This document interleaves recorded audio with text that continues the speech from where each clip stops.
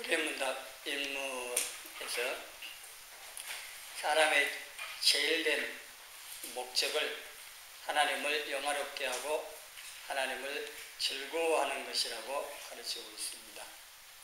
우리가 예수님을 믿음으로 구원받아 천국을 향해서 가는 성도들로서 어떻게 살아야 하는지, 사람의 이 제일된 목적, 사람의 본분을 어떻게 이루어 갈 것인지를 고민하며 신앙생활을 해야 되는데, 이 시간에 사람의 본분을 다하라고 하는 이 말씀을 통해서 우리에게 하시는 말씀을 씁니다.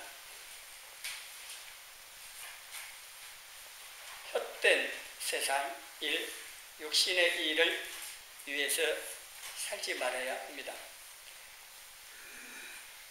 솔로몬이 전도서의 것을 노년에 이 기록을 하는데, 자기가 다 해보고 나서 결론을 내리는 겁니다. 이 일의 결국을 다 들었으니는 바로 앞에까지 1장부터 12장까지의 내용 전체를 받아서 자기가 다 해본 결론을 지금 내리고 있습니다. 2장 10절 11절만 보면은 이렇게 말씀하는데, 같이 읽어봅니다. 무엇이든지 내 눈이 원하는 것을 내가 금하지 아니하며 무엇이든지 내 마음이 즐거워하는 것을 내가 막지 아니하였으니 이는 나의 모든 수고를 내 마음이 기뻐하였습니다. 이것이 나의 모든 수고로 말미암아 얻은 몫이로다. 그 후에 내가 생각해 본즉 내 손으로 한 모든 일과 내가 수고한 모든 것이 다 헛되어 바람을 잡는 것이며 해 아래서 무익한 것이로다. 아멘. 이게 왕이었고 하나님께서 전무후무하게 지혜를 주시고 또 구하지 않는 부귀영화까지 다 주셔서 할 수 있는 힘이 있으니까 자기가 해보고 싶은 거 다 있습니다. 그 표현을 여기에 눈이 원하는 것을 내가 금하지 아니하고 마음이 즐거워하는 것을 막지 아니이다. 그러니까 하고 싶은 거 다 해본 겁니다. 무엇을 했는지는 2장, 3장 계속 이 기록을 하고 있으니까 읽어보시면 알 수가 있고, 우리가 만일 이렇게 솔로몬처럼 할 수 있는 힘이 있어서 다 해보면 결론이 아마 같을 겁니다. 안 해봐서 모르겠죠. 그런데 타락의 인간은 거기서 비슷합니다. 그래서 솔로몬이 다 해보고 결론 내린 이 결론, 비슷하게 결론 내릴 수가 있을 겁니다. 다른 결론 내린 사람이 있을지 몰라도 어떤 우리가 해봐도 결론은 아마 같을 거라고 하는 겁니다. 솔로몬이 다 해보고 이 노년에 기록한 이 전도서의 내용을 제가 나이 조금 더 들어서 읽어보니까 조금 더 이해가 되고 실감이 납니다. 물론 나이가 오래 살았다고 연세가 많다고 해서 다 그러냐 그런 건 아니지만 그래도 젊을 때보다는 조금 더 이해가 깊어지고 실감이 납니다. 물론 성령께서 깨닫게 해주시면 나이와 상관없이 말씀은 깨달아지는 거니까요. 네. 제가 이제 60을 바라보고 또 이런 부분들에 대해서 생각을 많이 하고 또 성령님께서 깨닫게 해주시고 하니까 전도서의 이 내용들이 좀 더 깨달아진다 하는 겁니다. 5장 15절 말씀은 누가 말했던 것을 표현을 하는 거지만은 솔로몬이 먼저 말했습니다. 성령님의 감동을 받은 솔로몬이 쉽게 이렇게 표현을 할 수 있죠. 빈손 들고 왔다가 빈손 들고 간다. 그 말을 아시죠? 저쪽에서 말하는 표현이 있죠. 저쪽 거 제가 말하는 거고요. 그냥 쉽게 말해서 빈손 들고 와서 빈손 들고 간다 이렇게 표현을 할 수가 있습니다. 이게 솔로몬이 표현을 그렇게 해놨습니다. 5장 15절에 이렇게 표현해놨는데 사실 그렇지 않습니까? 태어날 때 맨몸으로 태어납니다. 아무것도 안 가지고 표현은 그렇고요. 사실은 부모님 통해서 육신도 줬고 생명도 다 주셨는데 그냥 우리가 지금 갖고 있는 이런 게 없이 태어났다는 것 뿐이죠. 그래서 벌거벗고 나온 거죠. 벌거벗고 맨몸 딱 나왔고 떠날 때는요. 책에 딱 하나 있으면 맨몸으로 태어났고 세상 떠날 때는 옷 한 벌 딱 입고 수의 입고 가는 것 책이죠. 그런데 손을 보면 똑같아요. 빈손 들고 와서 빈손 들고 가요. 아무리 많은 것을 자기가 얻었다 해도 세상 떠날 때는 다 놔두고 가져갈 수가 없습니다. 항천길에 노잣돈 쓰시라고 보니까 안 믿는 사람은 그렇지만요. 수위에다가 돈을 넣어주더라니까요. 제가 벌써 5만원짜리 딱 이 집에 딱 넣어줘요. 항천길 가는데 5만원 갖고 갈 수 있을지는 모르지만 넣어주더라고요. 그 아무 소용없는 것입니다. 그러면서 또 넣어갖고 다 태워버려요.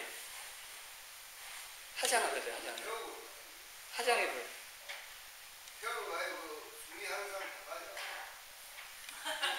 아, 그렇게 옛날에 근데 요즘 내가 최근에 봤어요. 최근에 봤는데요.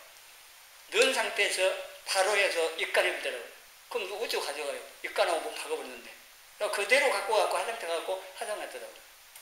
이게 이전에는 그럴 수도 있었겠죠. 그 입간하거나 또 염하는 분들, 너라고 하는 분들 이렇게 하고 그랬는데 요즘은 뭐 좀 달라진 부분도 있는 것 같아요. 어쨌든 간에 뭐 하는 사람이 가져갔더니 어쩌니 그건 그렇더라도 빈손 들고 가는 것 이걸 우리가 깨달아야 됩니다. 알긴 알아요. 들어서 알고 뭐 알죠. 아 그렇구나 아는데 실제로 내가 세상 떠날 때 그렇다는 것을 깨달아야 돼요. 그렇다고 하면은 뭘 많이 붙잡으려고 아동마동 그렇게 할 필요가 없는 거죠. 솔로몬이 더 많은 거 가지고 있었어도 그렇다니 깨달은 겁니다. 그러니까 어떻게 살아야 하든가 생각을 많이 해봐야 되는 겁니다. 이 솔로몬이 다 해보고 난 결론이 오는 본문 말씀이라니까요. 영혼이 떠나 죽고요. 화장하면은요, 한 줌의 흙이 돼버립니다. 흙이 와서 흙으로 돌아가는 게 우리 인생입니다. 그래서 세상 것이나 육신의 일은 지나가고 부패하고 헛된 것이기 때문에 성도들이 추구할 것이 못 된다고 하는 겁니다. 우리는 영원한 것을 추구해야 됩니다. 짐승은요, 그냥 먹고 배부르면 끝입니다. 그냥. 그리고 땅만 먹고 삽니다. 그런데 사람이 어찌 이 짐승같이 땅만 먹고 살아야 되냐, 세상만 먹고 살아야 되냐. 그것도 하나님의 생명을 거듭 태어난 성도들이 위를 쳐다보고 살라고 사람은 고개 들어서 위를 쳐다볼 수 있도록 만들어 놓으셨는데 영원한 천국을 바라보면서 주님 계신 그 천국을 소망하면서 거기에 살 것을 준비하고 투자하면서 살아야 된다고 하는 겁니다. 여러분이 원하는 것이 무엇입니까? 건강? 물론 필요합니다. 근데 건강한 몸을 가지고 하나님 성경을 잘 쓰는 게 아니고 세상 없어질 것들을 위해서 쓰고 아니면 건강한 몸을 갖고 죄 짓는 데 사용해버린다면 그 건강은 복이 아닙니다. 오히려 화가 되는 거죠. 저주가 되는 거죠. 우리가 살아가면서 세상에 힘이 될 만한 것들, 돈을 비롯해서 힘이 될 만한 것들을 내가 많이 가지고 있다. 이게 복이라고 말할 수도 없는 겁니다. 그 자체는 뭐 죄라고 말할 수 없고 나쁘다고 말할 수 없죠. 그걸 사람이 어떻게 사용하느냐에 따라서 다른 것뿐이지.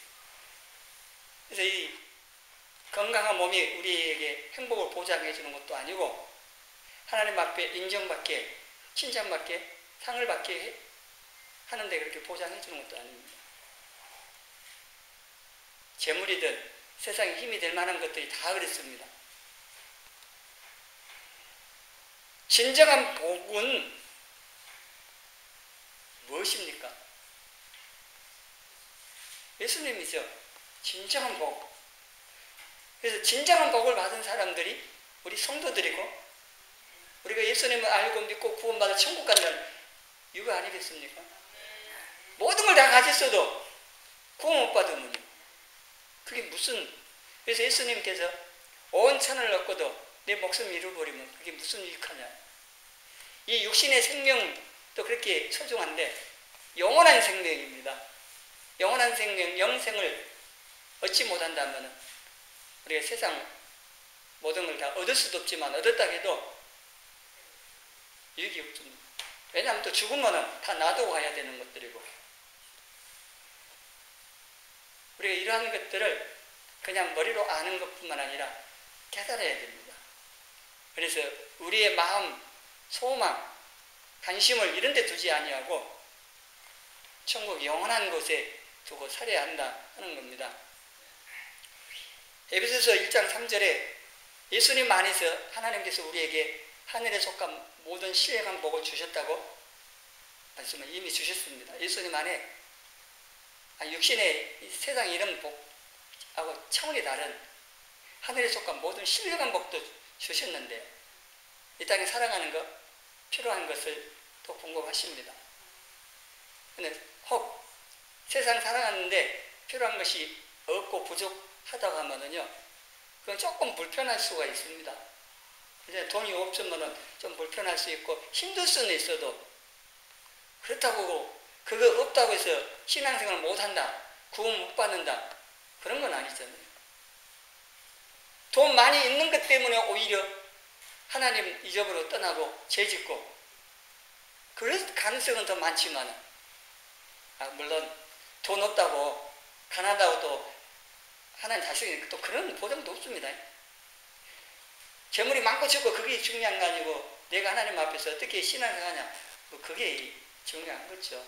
그런데 이런 이 세상의 이런 여건들, 이런 수단들에 의해서 살아가는데 차이는 좀 있습니다. 그래서 건강이 좀 부족하면 불편하고 힘들기도 하고 돈이 없으면 불편할 수 있습니다. 그러나 그것이 우리 신앙생활에 지대한 영향을 꼭 우리에게 미치고 우리가 그걸 받아야 하냐, 그런 것도 아니라고 하는 겁니다. 오히려 우리가 부족하고 불편한 것 때문에 하나님을 더 찾고 기도하면서 하나님을 의지한다 하면은 오히려 그것이, 그 여건이 우리에게는 복이라고 하는 겁니다. 환란의 바람이 부는데요, 돛담배 돛이 어떤 방향으로 있느냐에 따라서 더 빨리 갈 수도 있고 아니면 반대로 가버릴 수도 있고 풍지박산될 수도 있습니다. 그러니까 우리에게 여러 가지 어려운 환경이 이게 우리에게 어떤 영향을 미치려고 할 때 어떻게 반응을 보이냐, 그게 다 다르다는 얘기입니다. 우리 성도들이 돛담배 돛을 방향을 잘 정해야 되겠죠. 환란이 풍팡 몰아쳐올 때, 여러 가지 어려움들이 우리에게 막 밀려올 때,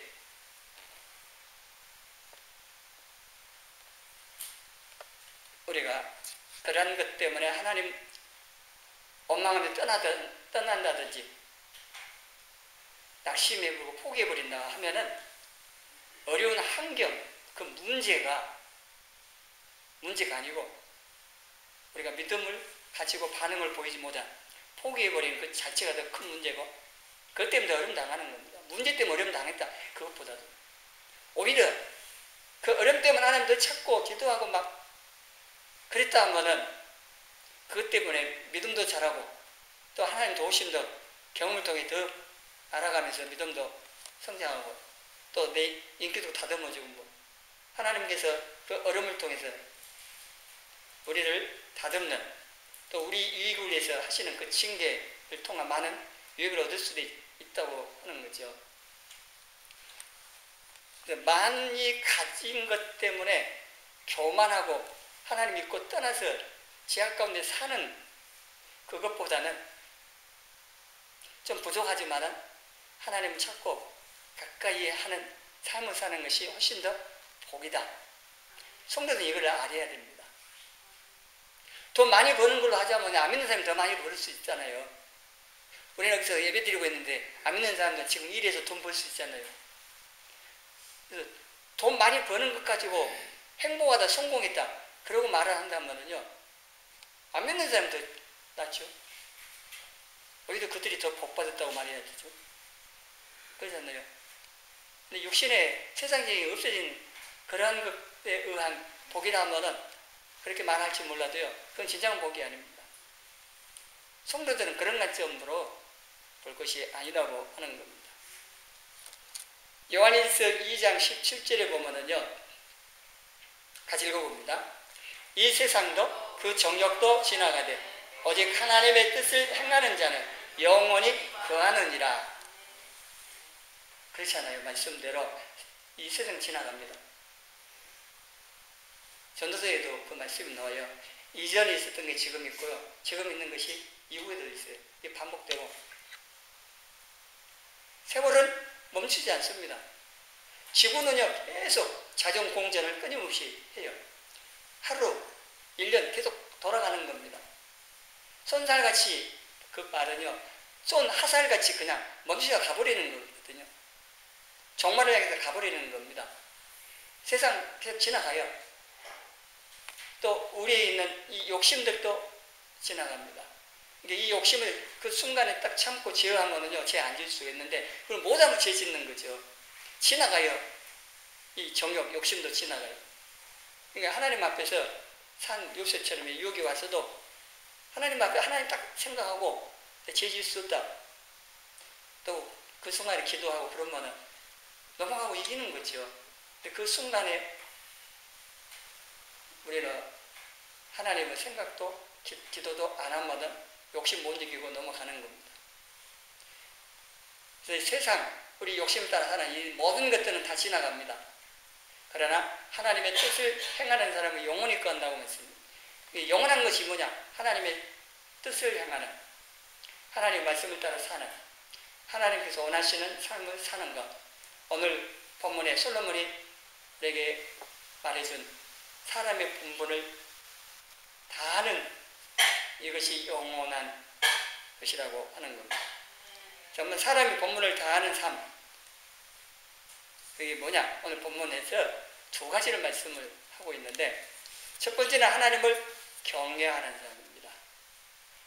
이 경외라고 하는 것은요, 단순히 공포감만 말하고 있지 않습니다. 공경하다는 말이 있습니다. 내 부모를 공경한다. 그거는요, 부모님의 사랑과 희생, 그걸 근거로 해서 부모님을 사랑함으로 두려워하는, 또 공경하는, 마찬가지로 하나님께서 행하시는 모든 것들로 인하여 하나님께서요, 공의를 심판하십니다. 공의를 심판하시는 그 하나님을 알고 그 하나님을 두려워하는, 단순히 그냥 공포감만 갖는 게 아니고 하나님의 사랑, 은혜를 내가 깨닫고 그래서 하나님을 사랑하는 마음과 더불어서 공의로 심판하시는 그 하나님 앞에 두려움을 갖는, 사랑만 얘기하면요, 하나님 사랑의 하나님, 방종으로 갈 수 있습니다. 근데 하나님은요, 동시에 공의의 하나님이시고 합니다. 죄에 대해서는요, 무서울 정도로 심판하세요. 징벌하십니다. 예수님 때문에 하나님께서 우리를 대하시는 게 바뀌긴 했습니다. 예수님 십자가 이전과 이후에 좀 차이가 있지만 그래도 여전히 하나님은 변하지 않습니다. 공의의 하나님, 사랑하는 이 성품은 변하지 않기 때문에 우리는 이 하나님을 두려워할 줄 아는 이 경외심을 가져야 하는 겁니다. 이 하나님을 경외함이 없기 때문에 오늘날 성도들에게 많은 문제들이 시작되는 겁니다. 하나님 없는 것처럼 하는 사람 많습니다. 그리고 하나님께서 오늘 새벽에도 그 말씀 났는데 시편 94장에 보니까요, 악인들 악을 행하면서 하나님께서 안 보신다, 안 들으신다, 자기 눈에 안 보인다고 하나님 안 계시는 것처럼 그래서 뭐 마음대로 살며 죄 짓는 거예요. 세상 사람은 그럴 수 있습니다. 우리가 하나님 알고 믿는다고 하는 성도들이 똑같이 그러면 안 되는 거죠. 요셉처럼요, 하나님 앞에 살아야 돼요. 고신의 정신이기도 합니다. 코람대오. 하나님 앞에서 사는. 이게 우리가 이런 의식이 없기 때문에 신앙생활 제대로 못 사는 겁니다. 그래서 하나님을 경외하는 마음이요, 우리 신앙생활에 아주 기초가 되고 핵심 요소이기도 합니다. 우리 마음에 하나님을 경외함. 이게 없기 때문에 또 구해야 되겠죠. 근데 잠언에 보면 하나님을 경외함에 대해서 이렇게 가르쳐 줍니다. 8장 13절에 여호와를 경외하는 것은 악을 미워하는 거라고 있습니다. 하나님께서 죄악을 미워하시기 때문에 나도 똑같이 죄악을 미워하는 것. 그리고 16장 6절에는 여호와를 경외함으로 말미암아 악에서 떠나게 된다. 하나님 경외함이 없기 때문에 죄를 안 떠나는 거예요. 죄 짓기도 두려워하지도 않고요. 하나님께 심판하신다. 이게 분명히 깨달은 사람은 죄 짓는 거 쉽게 안 할 겁니다. 심판이 무서워서라도 죄를 안 짓고 멀리 하려고 할 겁니다. 여러분들은 하나님께서 살아계시고 우리 모든 것을 지켜보시고 우리 행위에 대해서 그대로 행한 대로 심판하시는 분이심을 확실히 믿고 깨달았다면 어떻게 사시겠습니까? 우리 삶이 이렇게 사라지지 않을 겁니다. 근데 이게 들으면 그런가? 지식적으로 머리로는 이해가 될지 몰라도요, 이게 분명히 안 깨달아집니다. 안 믿어지고.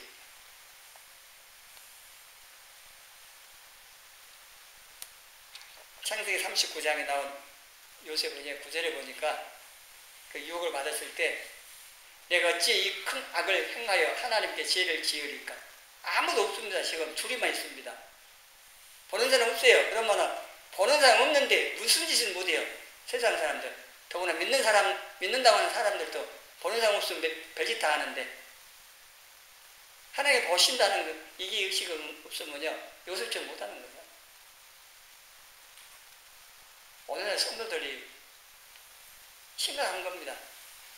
여기는 뭐 성도라고 하니까 여러분 말하는 게 아니고 성도는 다 예수님 믿는 구원받은 모든 사람 다 말이에요. 그 목사님들도 포함되는 거고 뭐 장로들 다 포함해가지고 모든 하나님의 자녀들. 오늘날 이 신앙생활하는데 문제의 핵심 중에 한 가지가 이 하나님을 경외함이 없다고 하는 겁니다. 두려워하지 않는 거예요. 얘를 잘못하면 맞는다 가르쳐놓고 잘못하면 진짜 눈물 나도록 세게 때려보시면 어떻게 돼요? 그 다음에 그 아이는요, 잘못 하다가 맞은 그 아픈 기억이 있어서 잘못하려고 하는 것을 멈칫거리는 겁니다. 하나님께서 우리를 아주 엄하게 징계를 하시는 목적도요, 이런 거 있는 거죠. 죄를 억제하는 효과가 있는 겁니다. 그래서 사형제도는 유지가 돼야 되는 것이죠. 우리나라 뭐 사형수 있어도 뭐 집행을 안 하고 있습니다. 엄한 벌이 있어야 돼요. 하나님께 지금 심판을 보루하고 계시는데 그건 모르고 하나님께서 좀 놔두고 계시니까 하나님 안 계신 것처럼 보시지 않고 모르고 아무 능력 없는 하나님으로 착각하고 마음대로 막 살면 안 되는 겁니다. 해결 길을 지금 주시고 기다리고 계시는 겁니다. 만약 우리 행한 대로 즉시 벌 주면은요, 어떻게 되겠어요? 못 삽니다. 우리가 하루에도 얼마나 많은 죄를 범하는데 그냥 죄 지을 때만은 벌을 내려보십시오. 못 삽니다. 그런데 물론 전혀 징계 안 하시는 거 아니죠. 우리에게도 징계하십니다라고 살다 보면은 여러 가지 어려운 상황들을 통해서 징계하시고 죄 문제도 처리하고 이런 겁니다. 회개는요, 우리 영혼을요 깨끗하게 하는 겁니다. 목욕하고 또 손맛 씻듯이요, 회개는 그런 겁니다. 우리 영혼을 깨끗하게 하는 겁니다. 회개를요 우습게 생각하면 안 됩니다. 매일매일 회개 잘 하셔야 돼요. 징계하시면 빨리 깨닫고 회개하고 돌이키고 하나님 원하시는 것이 뭔가 돌아서야 되는 겁니다. 그래야 우리가 하나님 원하시는 우리 영혼들이 잘 준비돼서 온전한 하나님의 자녀로 서갈 수가 있는 거죠.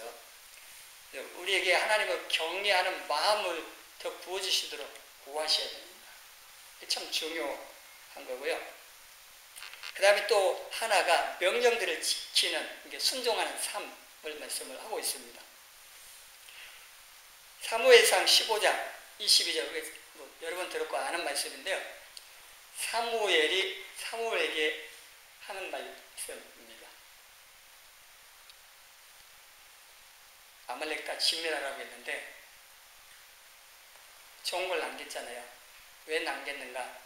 분명합니다. 하나님께 제사하려고. 그래서 하는 말씀입니다. 순종이 제사보다 낫다고 하는, 우리 잘 아는 이 말씀을 하는데, 종교적인 의식, 그런 행위보다도 하나님의 말씀 따라서 하는 순종하는 것이 하나님께 원하신다 하는 겁니다. 예배 드리는 거 하나님 원하시지 않느냐? 제사, 그거 아닙니다. 제사야, 예배 드리는 것도 하나님 기뻐하시고 원하시죠. 또 오해하면 안 됩니다.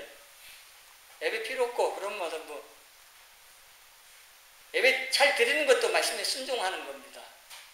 그런데 여기에 강조하는 것은 종교적인 의식, 이런 행위들을 한다는 핑계로 하나님의 말씀을 온전히 순종하지 못한, 이건 잘못됐다고 하는 것을 강조하는, 순종이 그래서 이런 제사나 종교 행위들보다 낫다고 말씀을 하는 겁니다. 사울처럼 우리가 하고 싶은 것만 선별해서 순종하는 것, 순종 아닙니다. 불순종입니다. 이런 경우 많이 있어요. 사울이 그랬잖아요. 하고 싶은 것만 순종한 겁니다. 사실 명령하신 대로 다 순종 안 한 겁니다. 그래놓고 순종했다고 하는 거예요. 근데 우리도 그런 수 있습니다. 하나님께서 우리에게 말씀하신 대로 즉시 행해야 순종 가능합니다. 말씀하신 거 일부만 하고 일부를 안 한다든지, 아니면 시간을 끌고 있으면 순종 못합니다. 내게 말씀하신 바가 깨달아지고 내가 순종해야겠다. 그러면요, 즉시 순종하셔야 돼요. 그대로 하셔야 돼요. 행한 그 명하신 대로. 그리고 힘들다 싶으면 은혜를 구하셔야 돼요. 도우심을 구하고 믿음으로 행하라고 하는 겁니다. 그리고 또 알아야 할 것이요, 명하신 대로 우리가 살아야 하는 중요한 이유 중에 한 가지가 요한복음 12장 48절 같이 읽습니다. 나를 저버리고 내 말을 받지 아니하는 자를 심판할 이가 있으니 곧 내가 한 그 말이 마지막 날에 그를 심판하리라. 왜 말씀대로 살아야 되는가? 중요한 이유 중에 한 가지입니다. 하나님께서 아모스의 달림술 나오는데, 그거는 말씀의 기준 딱 해가지고 그게 어긋나면 다 심판해 버립니다. 이게 예수님 말씀하신 대로 마지막 날에 심판을 하실 때에 말씀이 심판한다. 그 말씀의 기준, 이게 말씀대로 했냐 안 했냐 이겁니다. 핑계 필요 없습니다. 안 가르쳐줘서 몰라서, 내가 약해서 어떤 행위도 통하지 않습니다. 내가 그 말씀대로 행하려고 했는가? 다 행했냐? 그것보다도 내가 그 말씀대로 살려고 얼마나 애썼느냐는 거예요. 우리 사실 말씀대로 다 행할, 이거 어려워요. 그 능력도 부족하고 방해하는 것도 많고 연약함이 있죠. 그렇지만은 내가 하나님 도우심을 의지하고 은혜를 구하면서 믿음으로 말씀대로 살려고 애쓰는, 이걸 보시는 겁니다. 그런 가운데 또 그 말씀대로 살아가시게 되고, 근데 살려고 하는 의지도 없고 하려고도 하지 않는다면은 그거는 그 순종 안 하는 거죠.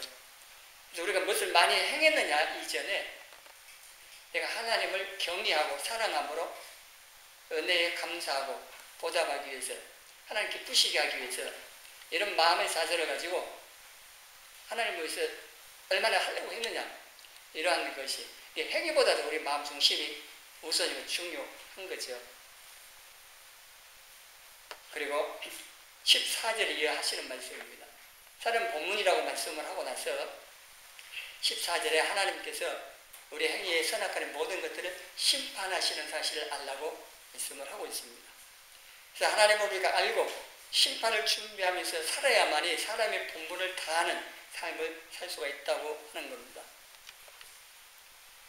에녹처럼 심판이 있음을 알 때 하나님과 동행하는 삶을 시작할 수가 있습니다.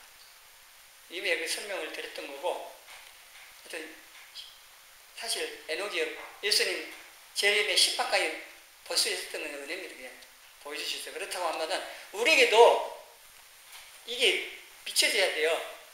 심판이 마지막 때 심판이 있음을 깨달아지고 그래서 내가 정신 차리고 살아야 돼. 이게 이 은혜가 있어야 돼요. 뭐 제가 아무리 설명하고 말씀드려도 여러분이 듣고 그런갑다 하고 끝나버릴 수가 있는데, 정말 주님 오실 심판, 마지막 심판이 있고 그때 내 행위에 대한 심판을 다 받아야 하는, 행한 대로 받는 고린도서 5장 10절 말씀처럼 선악과 행한 모든 것을 다 받는다고 하는 사실이 깨달아져야 에녹처럼 정신 차리고 하나님과 함께 살아가는 삶을 시작하는 거예요. 이거는 누구나 성도라면 다 가능합니다. 이건 모르거나 관심을 안 두고 살려고 하지 않기 때문에 그냥 눈에 보이는 세상 것을 살다가 세월 다 보내고 가는 거죠. 심판과 인생의 결산이 분명히 이것을 없는 것처럼, 그래서 세상에 있는 게 전부인 것처럼 사는 세상 사람들처럼 우리는 살아서는 안 되고, 심판하실 때 기존되는 하나님 말씀 이게 맞추어서 하나님께 인정받게 신앙생활을 힘써해 가시라고 하는 겁니다. 이거는 제가 지금까지 말씀을 전하고 가르쳤던 것들이기도 합니다. 이게 반복되고 강조하는 것이기도 하는데요. 오늘 다시 솔로몬이 다 이루고 결론 내렸던 이 전도서의 말씀을 통해서 다시 한번 내 인생 남은 때 어떻게 살아야 할 것인가, 이걸 한번 더 깊이 생각해 보시고, 우리 살 날이 얼마 안 남았어요. 사실 금방 지나가고 흘러갑니다. 그리고 우리 앞날에 무슨 일이 일어날지 모릅니다. 그래서 이러한 삶을 사는 우리가 세상 헛된 것들을 위해 살지 말고 하나님을 경외하고 말씀을 순종하는 삶을 힘써 삶으로 이 사람의 본분을 다하여 심판 때 저에게 칭찬과 상과 영광을 받는 저와 여러분이 되어지기를 주님의 이름으로 소원합니다. 이제 우리가 말씀을 가지고 기도하겠습니다.